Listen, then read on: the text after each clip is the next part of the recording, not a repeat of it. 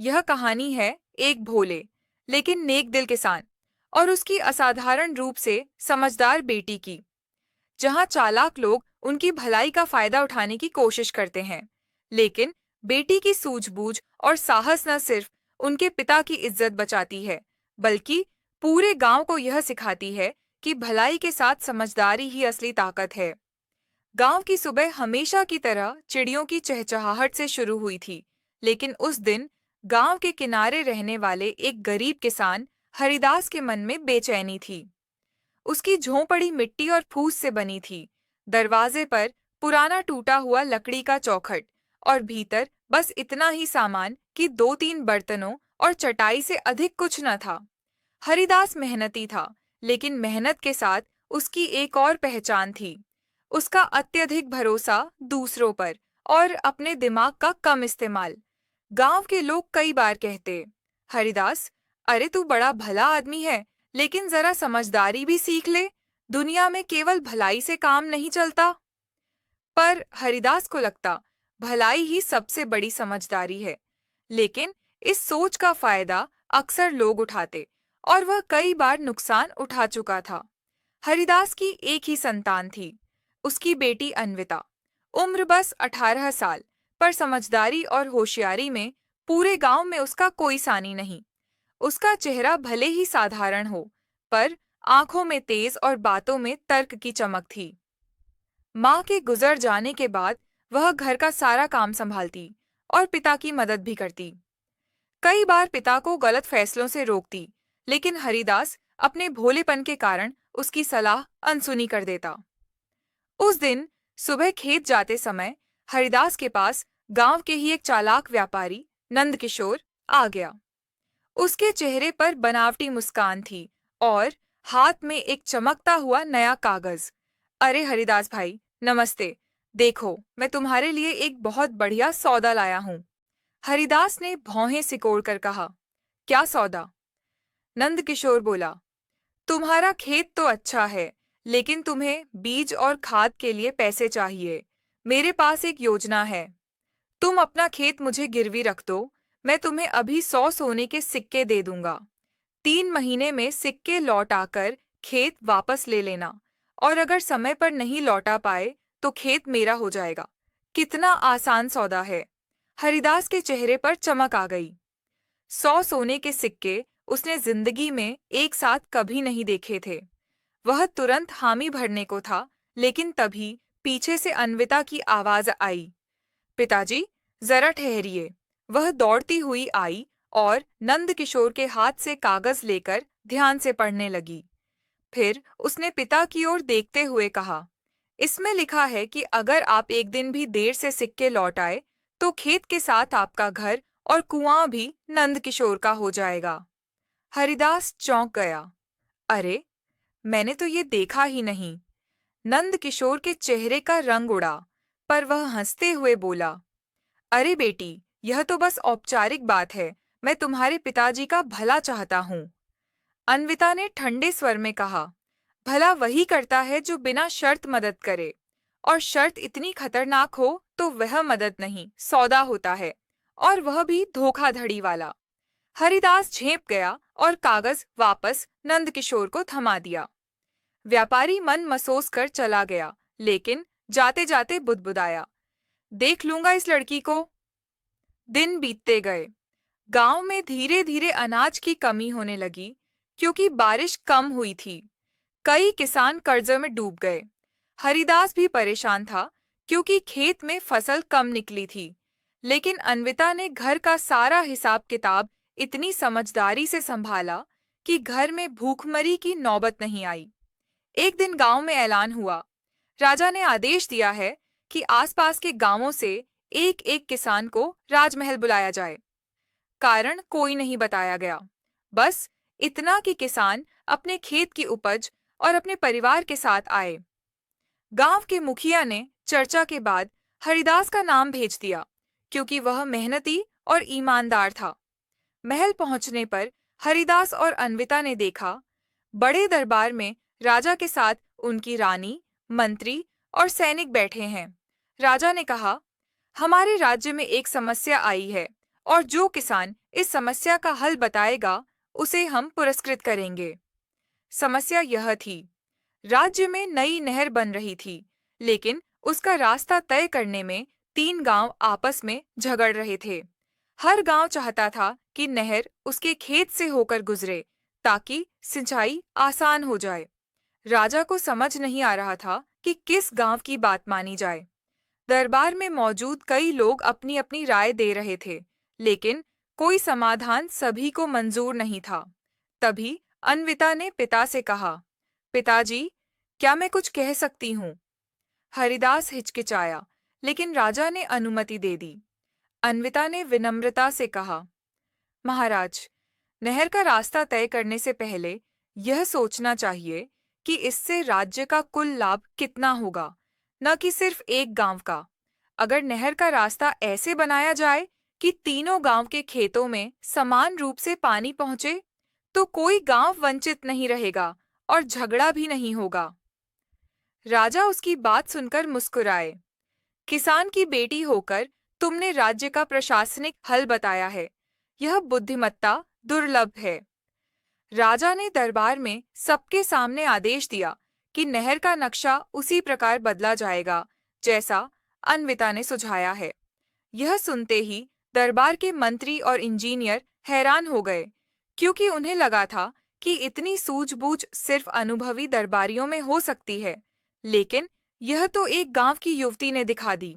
राजा ने आदेश दिया कि अन्विता और उसके पिता को 5 तोले सोना और एक बैल की जोड़ी इनाम में दी जाए। हरिदास की आंखें नम हो गईं। उसने जीवन में पहली बार महसूस किया कि उसकी बेटी की समझदारी ने उसकी इज्जत और जीवन दोनों को बचाया है। महल से लौटते समय हरिदास बार बार सोच रहा था कि अगर उसने नंदकिशोर का वह लालच भरा सौदा मान लिया होता, तो शायद आज खेत, घर और कुआं सब खो चुका होता। उसे अब अपनी बेटी की बात मानने का महत्व समझ आने लगा था, लेकिन नंदकिशोर की आंखों में अब जलन और भी बढ़ गई थी। उसने गांव में अफवाह फैलानी शुरू कर दी कि अन्विता महल जाकर राजा से दोस्ती करके आई है और यही कारण है कि उन्हें इनाम मिला। गांव के कुछ लोग जो नंदकिशोर के चमचे थे, इस झूठ को फैलाने लगे। हरिदास का दिल टूट गया, लेकिन अन्विता ने शांत स्वर में कहा, पिताजी, जो सच है वह हमेशा साबित हो जाता है, और जो झूठ है उसकी उम्र बस उतनी ही होती है जितना समय अफवाह टिक पाती है। दिन बीतते गए। उस साल नहर बनने के बाद फसल अच्छी हुई और पूरे गांव में खुशी का माहौल था। लेकिन उसी समय एक नई समस्या खड़ी हो गई। राज्य में कर वसूली का समय आ गया था। कर वसूलने वाला अधिकारी गांव में आया और उसने घोषणा की कि हर किसान को इस बार पिछले साल से दुगुना कर देना होगा। गांव के किसान परेशान हो गए, क्योंकि पिछले साल फसल कम थी और उन्होंने बचत मुश्किल से की थी। हरिदास ने सोचा कि राजा से मिलकर अपनी परेशानी कहे, लेकिन राजधानी दूर थी और वहां जाने का खर्च भी एक किसान के लिए भारी था। तब अन्विता ने कहा, पिताजी, हमें बिना समय गंवाए गांव के बाकी किसानों के साथ एक प्रतिनिधिमंडल बनाना चाहिए और सबके हस्ताक्षर के साथ एक पत्र बनाकर राजा को भेजना चाहिए। इसमें हम यह भी लिखेंगे कि इस साल नहर बनने से फसल अच्छी हुई है, लेकिन पिछले साल के घाटे की भरपाई अभी नहीं हुई है, इसलिए कर में बढ़ोतरी 1 साल बाद लागू की जाए। गांव के कुछ लोग बोले, राजा क्या एक किसान की बेटी की बात मानेगा? लेकिन अन्विता ने आत्मविश्वास से कहा, अगर बात सही और न्यायपूर्ण हो तो राजा उसे जरूर सुनेगा। पत्र भेजा गया और कुछ दिनों बाद राजधानी से जवाब आया। राजा ने कर में बढ़ोतरी 1 साल के लिए टाल दी थी। यह सुनकर पूरे गांव में लोग अन्विता के घर मिठाई लेकर आए। हरिदास गर्व से भर उठा, लेकिन वह देख सकता था कि नंदकिशोर का चेहरा और भी खट्टा हो गया है। इसी दौरान राज्य में एक और बदलाव हुआ। राजा ने घोषणा की कि वह अपने उत्तराधिकारी के चयन के लिए एक विशेष परीक्षा आयोजित करेगा। इस परीक्षा में 3 कठिन सवाल पूछे जाएंगे और जो उन्हें हल करेगा उसे राज दरबार में सलाहकार की जगह दी जाएगी। हालांकि यह परीक्षा सिर्फ दरबारियों और व्यापारियों के लिए थी, लेकिन राजा ने खुला निमंत्रण भी दिया कि अगर कोई आम नागरिक अपने उत्तरों से उसे प्रभावित कर दे तो उसे भी इनाम मिलेगा। हरिदास को इसमें जाने का कोई इरादा नहीं था, लेकिन अन्विता ने कहा, पिताजी, यह अवसर जीवन में बार बार नहीं आता। आप तो जानते हैं कि मुझे पहेलियां और समस्याएं सुलझाना अच्छा लगता है। अगर मैं इसमें भाग लूं और सफल हो जाऊं, तो न केवल हमारा नाम ऊंचा होगा, बल्कि हम राज्य के कामों में भी हिस्सा ले पाएंगे। हरिदास ने पहले मना किया, फिर बेटी की जिद और आत्मविश्वास देखकर मान गया। परीक्षा के दिन महल में सैकड़ों लोग जमा थे, व्यापारी, विद्वान, मंत्री, सैनिक और कई गांव के लोग। राजा सिंहासन पर बैठे थे और उन्होंने पहला सवाल पूछा, अगर तुम्हारे पास ऐसा पानी हो जो पिया नहीं जा सकता, खेत सींचने में काम नहीं आता और जिसे फेंकना भी मुमकिन नहीं, तो तुम उसका क्या करोगे? लोग सोच में पड़ गए। कोई बोला, उसे जमीन में डाल देंगे। कोई बोला, उससे नाले साफ करेंगे। लेकिन राजा ने सिर हिलाया। तभी अन्विता खड़ी हुई और बोली, महाराज, ऐसा पानी केवल एक चीज हो सकता है कि मन का गुस्सा। यह पीने लायक नहीं, यानी अपने दिल में रखने से नुकसान है। यह खेत सींचने जैसा लाभ नहीं देता और इसे फेंका भी नहीं जा सकता, क्योंकि जो गुस्सा हम दूसरों पर निकालते हैं वह हमें ही दुखी करता है। इसका केवल एक उपाय है, इसे शांत कर देना, जैसे पानी को उबालकर भाप बना दिया जाए, ताकि वह किसी को नुकसान न दे। राजा उसकी बात सुनकर प्रभावित हुए और बोले, बहुत सही उत्तर। दूसरा सवाल था, अगर एक आदमी लगातार हारता जा रहा है तो उसका सबसे बड़ा दुश्मन कौन है? कुछ लोगों ने कहा, उसका विरोधी। कुछ ने कहा, उसकी किस्मत। लेकिन अन्विता ने जवाब दिया, उसका सबसे बड़ा दुश्मन उसकी हार मान लेने की सोच है।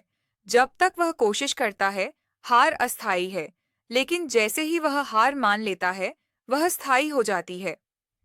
दरबार तालियों से गूंज उठा। तीसरा और आखिरी सवाल था, दुनिया में सबसे बड़ा धन कौन सा है जो बिना सोने चांदी के भी हर किसी को अमीर बना सकता है?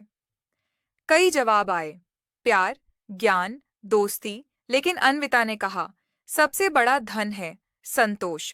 जिसके पास संतोष है, उसके पास जीवन की हर खुशी है, और जिसके पास यह नहीं, वह चाहे महल में भी रहे, गरीब है। राजा उठ खड़े हुए और बोले, आज मैंने समझ लिया कि बुद्धिमत्ता वंश या पद से नहीं, बल्कि सोच से आती है। अन्विता, तुम राज्य की सम्मानित नागरिक हो और मैं तुम्हें अपना विशेष सलाहकार नियुक्त करता हूँ। अन्विता के दरबार में विशेष सलाहकार बनते ही गांव में उसकी इज्जत और भी बढ़ गई। कई लोग अपनी समस्याएं लेकर उसके पास आने लगे और वह जितना हो सकता सबकी मदद करती। लेकिन इस इज्जत और सम्मान को देखकर नंद किशोर का मन जलन से भर गया। उसने ठान लिया कि किसी भी तरह अन्विता की छवि खराब करनी है। एक दिन उसने गांव के 2-3 चालाक लोगों को साथ मिलाकर एक योजना बनाई।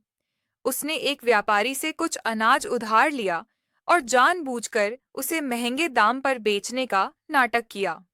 फिर उसने अफवाह फैलाई कि अन्विता ने अपनी सलाहकार की कुर्सी का फायदा उठाकर महल के भंडार से अनाज चुरवाया है और उसे बाजार में बेचा है। कुछ ही दिनों में यह अफवाह राजधानी तक पहुंच गई। राजा को यह सुनकर गुस्सा आया, लेकिन वह अन्विता पर अंधा विश्वास भी नहीं करना चाहते थे।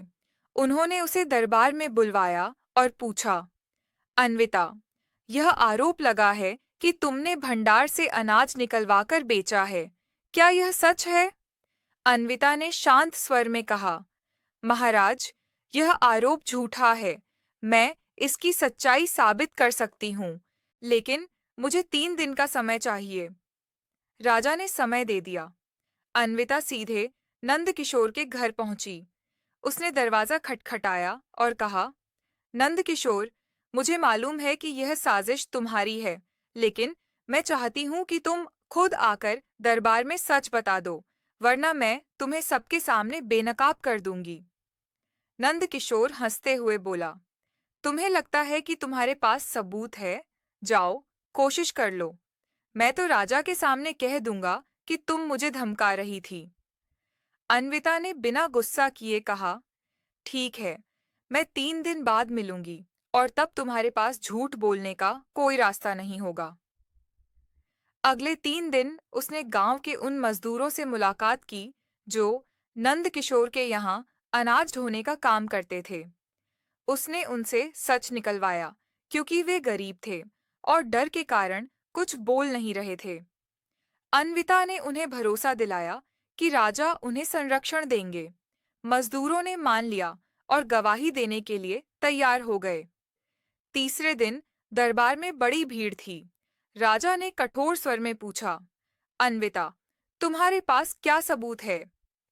अन्विता ने 3 मजदूरों को आगे बुलाया।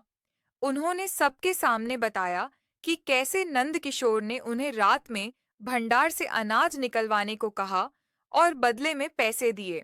फिर उन्होंने वह गुप्त निशान भी दिखाया जो भंडार के थैलों पर होता था और जो नंद किशोर के घर से मिले थैलों पर भी था। राजा का चेहरा सख्त हो गया। उन्होंने आदेश दिया कि नंद किशोर को तुरंत गिरफ्तार किया जाए और उसकी सारी संपत्ति जब्त कर ली जाए, जिसका आधा हिस्सा उन गरीब मजदूरों में बांटा जाएगा। राजा ने अन्विता से कहा, तुमने न केवल अपनी सच्चाई साबित की, बल्कि यह भी दिखाया कि समझदारी का मतलब है बिना हिंसा और बिना क्रोध के सत्य को उजागर करना। गांव लौटते समय हरिदास की आंखों में आंसू थे। उसने बेटी का हाथ पकड़कर कहा, बेटी, पहले मैं सोचता था कि भलाई ही काफी है, लेकिन आज समझा कि भलाई के साथ समझदारी ही जीवन का सबसे बड़ा हथियार है। तुमने न केवल मेरा नाम बचाया, बल्कि पूरे गांव को यह सिखाया कि झूठ कितना भी बड़ा हो, सच के सामने टिक नहीं सकता। दिन बीतते गए और अन्विता का नाम दूर दूर तक फैल गया। लोग कहने लगे, गांव की यह लड़की बुद्धि और साहस में किसी राजकुमारी से कम नहीं। लेकिन अन्विता हमेशा विनम्रता से कहती, ज्ञान और समझ तभी काम आते हैं जब उनका इस्तेमाल दूसरों की भलाई के लिए किया जाए, अपने स्वार्थ के लिए नहीं। उसकी यह सोच गांव के बच्चों के लिए भी प्रेरणा बन गई। अब वे भी सवाल पूछते, सोचते और समस्या का हल ढूंढने की कोशिश करते, बजाय आंख मूंद कर किसी की बात मानने के। हरिदास की जिंदगी भी बदल गई। अब वह किसी सौदे या प्रस्ताव को बिना समझे नहीं मानता।